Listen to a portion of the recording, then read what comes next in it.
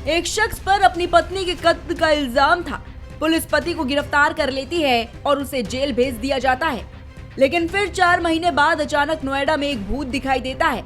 कुछ लोग उस भूत को पहचान लेते हैं। बाद में पुलिस उस भूत को भी हिरासत में ले लेती है। इसके बाद जो कहानी निकल कर सामने आती है वो आपको हैरान कर देगी।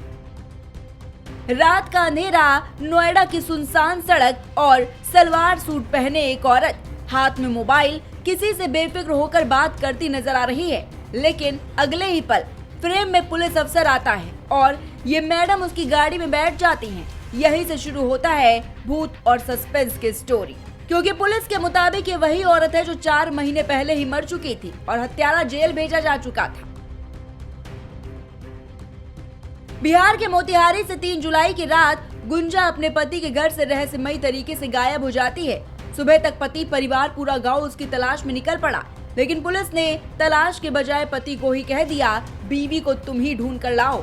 इधर गुंजा के मायके वालों ने आरोप लगा दिया कि दहेज के लिए गुंजा की हत्या कर दी गई और लाश छिपा दी गई। 9 जुलाई पुलिस ने बिना लाश, बिना सबूत रंजीत को उठा लिया।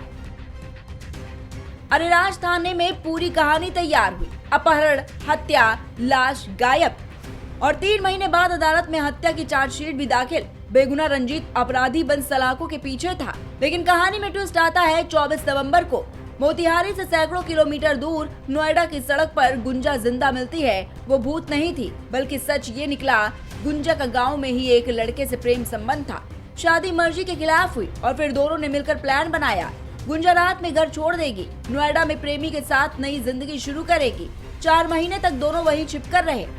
इस बीच रंजीत एक ऐसी हत्या के इल्जाम में जेल में सड़ता रहा जिसकी कोई लाश ही नहीं थी।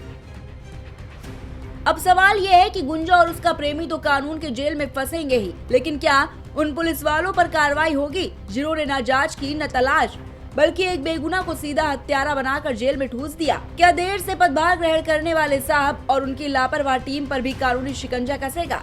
मोतिहारी से नोएडा तक फैले इस कहानी ने ये साबित कर दिया है कि कभी कभी भूत नहीं, गलत जांच लोगों की जिंदगी बर्बाद कर देती है। Desk report, prime TV.